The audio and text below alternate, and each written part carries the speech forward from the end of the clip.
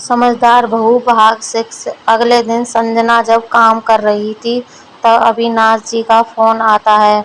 अविनाश जी, संजना आज एक क्लाइंट के साथ मीटिंग थी, क्या तुम मेरे साथ चल सकती हो? मैं तुम्हें घर से ले लूँगा। संजना, सर बात यह है कि अगर आप बार बार मेरे घर आएंगे तो मेरे सास ससुर और मोहल्ले वाले पता नहीं क्या सोचेंगे। मैं आपका दिल नहीं दुखाना चाहती, लेकिन आप जानते हैं एक विधवा को समाज किस नज़र से देखता है। अगर आप चाहें तो मैं रिजाइन कर सकती हूँ। अविनाश जी, मुझे माफ़ करना संजना, मैं समझ सकता हूँ तुम्हें रिजाइन करने की ज़रूरत नहीं, हम लोग सारा काम ऑनलाइन निपटा लेंगे। इसी तरह कुछ दिन बीत गए। एक दिन सरला जी ने संजना से पूछा, सरला जी बेटी, बहुत दिनों से अविनाश नहीं आए। संजना, माँ जी, मैंने उन्हें यहाँ आने के लिए मना कर दिया। सरला जी, लेकिन क्यों? संजना, माँ जी, मुझे बहुत सोच कर चलना होगा। उनका बार बार यहाँ आना, कल कोई उंगली उठाने लगे तो क्या होगा? सरला जी, लगता है बेटी उस दिन की बात तुझे दिल से लगा ली, हमारा वो मतलब नहीं था, हम तो बस तेरा मन टटोल रहे थे। संजना, नहीं माँ जी, वो बात नहीं है, हमें समाज में रहना है तो सब कुछ सोच के चलना पड़ेगा। सरला जी, लेकिन बेटी उन्हें बुरा लग जाएगा। संजना, माँ जी, मुझे उससे कोई फर्क नहीं पड़ता, अगर उन्हें बुरा लगेगा तो ये उनकी प्रॉब्लम है, ज़्यादा से ज़्यादा क्या होगा, मेरी नौकरी चली जाएगी। सरला जी चुप रह जाती हैं। इसी तरह समय बीतने लगता है। एक दिन मधुसूदन जी ने संजना के पिता जगदीश जी को फ़ोन किया। मधुसूदन जी, जगदीश जी कैसे हैं? जगदीश जी, समधी जी मैं बहुत बढ़िया हूँ, आप बताइए आप कैसे हैं? मधुसूदन जी, मैं तो ठीक हूँ समधी जी, लेकिन आपसे संजना के बारे में बात करनी थी। मैं चाहता हूँ कि आप उसे समझाइए, वह दुनिया से अलग होकर केवल हम दोनों के बारे में सोचती रहती है। जहाँ तक कि अब उसने अपनी नौकरी भी दांव पर लगा दी है। हमारा क्या है, राकेश के जाने से आधे तो हम पहले ही टूट चुके हैं, अब जितने दिन भी जिंदगी के बचे हैं किसी तरह काट लेंगे, लेकिन इसके सामने पूरी जिंदगी पड़ी है। कल आप और हम नहीं होंगे तो इसका साथ देने के लिए कोई तो होना चाहिए। मधुसूदन जी ने सारी बात समझाते हुए अविनाश के बारे में भी बता दिया। जगदीश जी, आप चिंता ना करें भाई साहब, मैं संजना से बात करूंगा।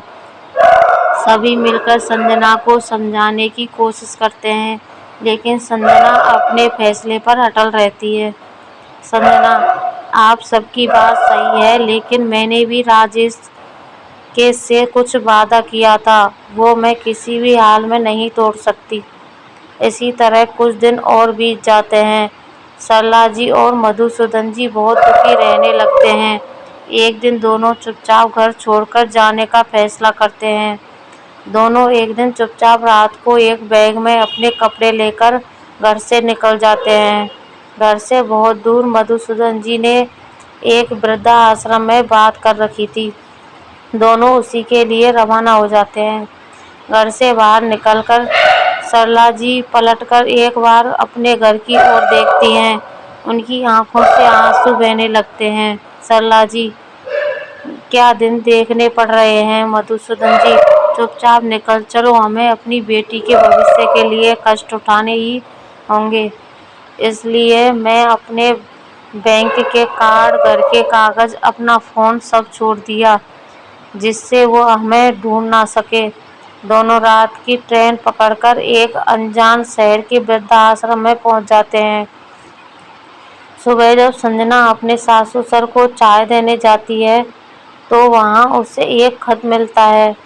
बेटी संजना, हमें माफ़ कर देना, हम घर छोड़कर जा रहे हैं, हमें ढूंढने की कोशिश मत करना, जिंदगी में आगे बढ़ जाना, अब तुम्हारे ऊपर कोई बोझ नहीं है, हमारा आशीर्वाद हमेशा तुम्हारे साथ रहेगा। यह पढ़कर संजना के होश उड़ जाते हैं। वह निठाल होकर जमीन पर गिर जाती है। उनकी आंखों से आंसू बह रहे थे। संजना, ये आपने क्या किया? राजेश की तरह आप भी मुझसे मुंह फेर कर चले गए। मेरे तो जीने का मकसद ही खत्म हो गया। संजना बहुत देर तक बैठकर रोती रहती है। कुछ देर बाद जगदीश जी वहां आते हैं। संजना, पापा आपको सब पता था, ये लोग जाने वाले हैं। आप मुझे बता सकते थे, मैं उन्हें रोक लेती। जगदीश जी, नहीं बेटा, मुझे कुछ नहीं पता था। अभी 1 घंटे पहले ही मधुसूदन जी ने फोन पर बताया, वे स्टेशन के बुद्ध से बोल रहे हैं। उन्होंने ही मुझे यहाँ तुम्हें संभालने के लिए भेजा है।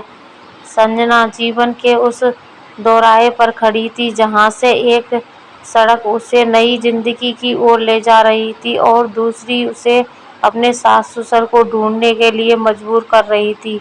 संजना इसी कशमकश में फंसी थी कि क्या करें, क्या कहाँ जाएं। शेष कहानी आगे की वीडियो में।